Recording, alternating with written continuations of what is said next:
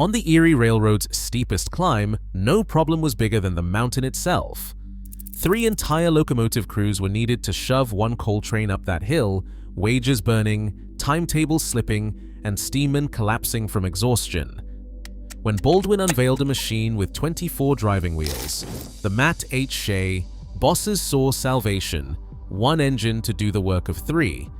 But what they got was the fattest straw anyone ever tried to breathe through. It pulled like nothing in history for exactly 10 minutes, until the pressure vanished, the wheels spun useless, and the world's strongest locomotive stranded itself halfway up the grade. Why did the quest for ultimate power leave the railroad weaker than ever? And what broke first, machine or men? At the foot of Gulf Summit, the numbers never lied. Every loaded coal train faced a 1.4% grade that stretched for miles, clawing up from the Susquehanna Valley. The iron rails pointed skyward, and every ton of anthracite fought gravity with a vengeance. Dispatchers counted 60 trains a day, each one needing 3 helper engines just to crest the hill. That meant 3 extra crews, engineers, firemen, brakemen, added to every shift, every climb, every pay period. Payroll swelled with overtime, and the coal bins emptied faster than they could be filled. The math was relentless.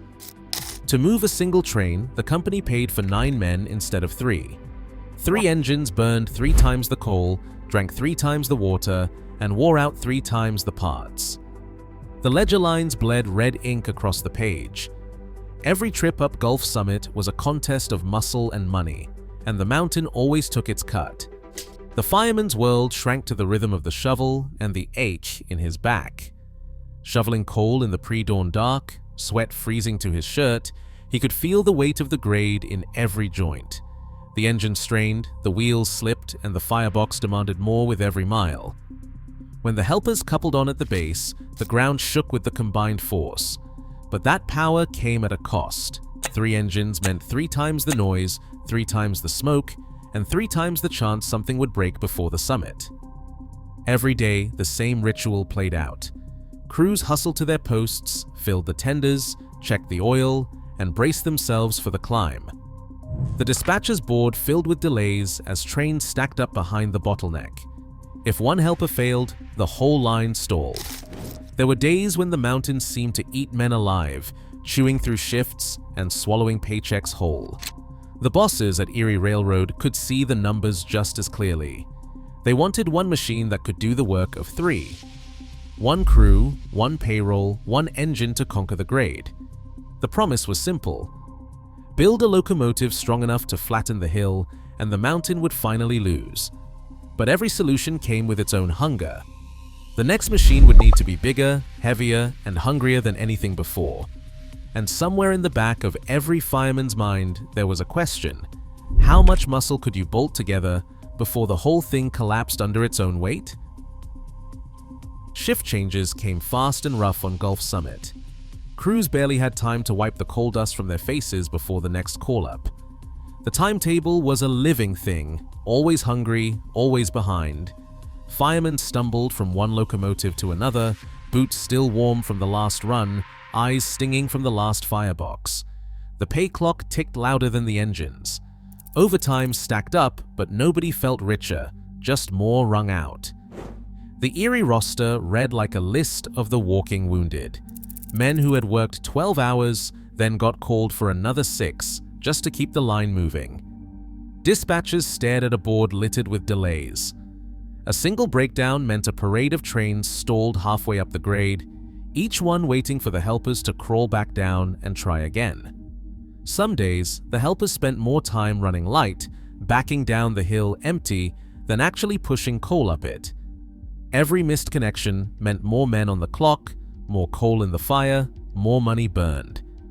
The bosses grumbled about efficiency, but the men on the ground just counted the hours lost to waiting and shoveling and waiting again. When a train needed help, the call went out up and down the valley. Switch crews hustled, lining up engines and cars in the freezing dark, trying to beat the next jam.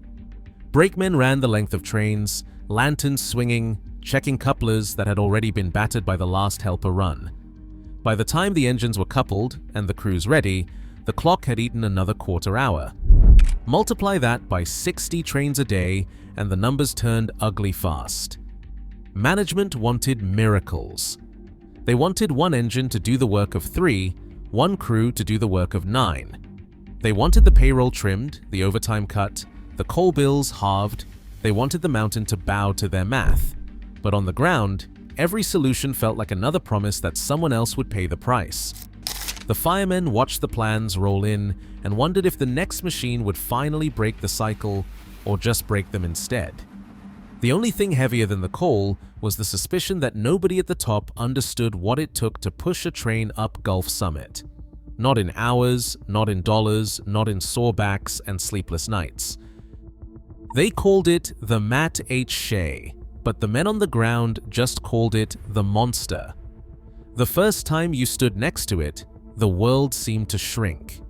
90 feet of steel backbone, 3 sets of drive wheels, 24 in all, sprawled out like the legs of a mechanical centipede. The front engine, the middle, and the rear tucked beneath the tender, the rolling coal bin and water tank that fed the beast. Each set of wheels joined by massive articulation joints, the whole frame flexing and twisting to hug the rails as it crawled up the grade. You could walk the length of the Shay and never see the same machinery twice. The front engine looked like a locomotive in its own right, 8 wheels to grip the rails. Behind it, the boiler stretched out, a steel cylinder nearly 8 feet across, braced with pipes and rivets, belching heat. The middle engine sat under the firebox, another cluster of drivers, cylinders, and rods thrashing in rhythm. And then, the real oddity, the third set of wheels bolted under the tender, carrying the weight of water and coal. They said it gave the triplex more grip, more muscle, more bite. But every fireman who saw it wondered what would happen when the tender ran low and the wheels started to slip. The nameplate on the side read, Matt H. Shay, polished brass catching the morning sun. It was supposed to be a badge of honor, but to the crews it felt more like a warning. This was a machine that did not know when to stop eating. 24 drivers clawed at the rails with every ounce of weight Baldwin could pile on. The whole contraption moved like something alive, creaking, groaning, always hungry. Standing next to it, you could feel the ground tremble. It was power you could see, hear, and smell. But even then you had to wonder, how much could one boiler feed before the whole thing choked on its own appetite? The Matt H. Shay looked like it could pull the entire world behind it, but under the hood, the numbers did not add up. The firebox started with a grate, barely 90 square feet, about the size of a small bedroom. Later, they tried to fix it by stretching the grate to 122 square feet, but it was still feeding 6 monstrous cylinders, each one big enough to swallow a man's arm. Every piston demanded steam with every stroke, and there just was not enough fire or water to go around. The boiler was a giant by normal standards, but here it was outnumbered 3-1. It was like asking a single pair of lungs to breathe for 3 bodies. You could shovel coal until your arms went numb, but the pressure gauge would still start to fall. The triplex was supposed to be a compound engine. Steam from the middle cylinders got reused in the front and rear, a clever trick on paper. But in practice, the exhaust from the rear cylinders did not even help pull air through the firebox. Only the front exhaust went up the smokestack, creating the draft that kept the fire alive. The rest just vented out through a pipe behind the tender, doing nothing but wasting heat. Every time the throttle opened, the cylinders gulped steam faster than the boiler could make it. The pressure dropped, the chugging slowed, and the fireman's job turned into a losing race. It was like trying to run a marathon while breathing through a straw. No matter how much you shoveled, the engine just could not catch its breath. Experts who studied the Shay's blueprints later agreed the boiler's evaporation rate was hopelessly outmatched by the appetite of those 6 cylinders. The bigger the load, the faster the suffocation. And as the water and coal burned away, the tender got lighter, which meant the rear wheels started to slip, stealing even more power. The harder you worked, the less grip you had. That is the paradox the Triplex could never escape. The first time the Matt H. Shay faced the grade alone, the cab filled with a sound I will never forget. A deep, hungry hiss, like the beast itself was gasping for breath. The throttle opened and the whole train lurched, couplers groaning, every wheel clawing for grip. For a moment, it felt like nothing could stop us. The gauge sat steady at 200 pounds, the firebox roaring, the shovel a blur in my hands. But the mountain did not care about numbers on a spec sheet. Every piston stroke drained another mouthful of steam. Every loaded car behind us was another hand squeezing the airway shut. You could hear the pressure drop before you saw it. The hiss turned shrill, the chugging slowed. The needle on the gauge started to fall, 200, 180, 160. The engineer called for more steam, but the boiler was already wheezing. The fireman's breath matched the rhythm, shovel, gasp, trying to keep pace with a machine that wanted more than any man could give. After 1 mile, the pressure hit 100. The train that had started like a stampede now crawled at walking speed. The dynamometer car in the consist caught the moment. The pull was still there, but the speed was gone, the numbers dropping with every foot. The firebox glowed white, but it did not matter. No matter how much coal you threw in, the draft was too weak, the heat too thin, the boiler too small for the appetite of those 6 cylinders. 10 minutes after leaving the base of the grade, the Matt H. Shay was spent. The sound in the cab was not thunder anymore, it was a desperate rattling gasp. The train blocked the main line, stranded halfway up the climb. Behind us, the line stacked up with waiting freights, dispatchers cursing into telegraphs, crews pacing in the cold. The engine was not broken. It was just empty, starved for air, out of breath, a giant choking on its own strength. A stalled triplex did not just sit quietly and wait for rescue. It froze the entire railroad behind it. The dispatcher board lit up with angry telegraph keys, orders stacking up with nowhere to go. Freight crews stepped out of their cabs, boots crunching on ballast, staring at a wall of coal cars stretching into the fog. Somewhere back in the consist, a dynamometer car sat with its innards rattled. The strain of the first surge had cracked something deep in the frame. There was no way to move the train forward, and no way to back it down the hill. The Matt H. Shay sat like a mountain in the middle of the main line, blocking every schedule, every hope of making up lost time. Inside the cab, the fireman's arms hung limp at his sides. The shovel rested against the tender wall, its blade black with half-burned coal. The air was thick with the sour smell of wet ash and sweat.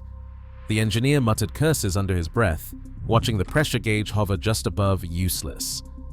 Every minute that ticked by meant another train idling in the valley, another crew pacing the cinders, another set of orders rewritten to work around the blockage.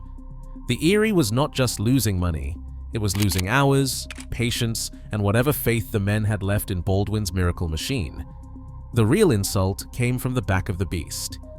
As the tender emptied, the third set of drivers lost their bite. The rear wheels spun on the rails, throwing sparks and chewing grooves into the steel. The more coal and water the Matt H. Shay burned, the lighter the tender became, and the less grip it had to give. It was a cruel joke. Every shovelful meant 1 less pound of weight pressing down, 1 more inch of wasted motion. The fireman could feel it in his bones. The harder he worked, the more the machine fought itself. No amount of sweat could put the weight back on those slipping wheels. Out on the line, the railroad became a waiting room. Crews swapped stories, played cards on the ties, shared cigarettes and curses. The telegraph wires buzzed with demands for answers nobody could give. The triplex had promised to solve the helper problem, but now it was the problem. A steel blockade and a monument to ambition turned obstacle. The only thing moving was the clock, and every tick was another reminder that sometimes the strongest machine is the one that brings everything else to a stop. Today, the Matt H. Shay stands as a caution. Even the mightiest machines suffocate when ambition outruns physics. As energy demands soar and mega projects return, the lesson holds. No amount of brute force can cheat the limits of nature. Every engineer faces the same law: build bigger, breathe deeper, or risk starving the future for the sake of spectacle. What do you think? Does ambition still outpace wisdom today?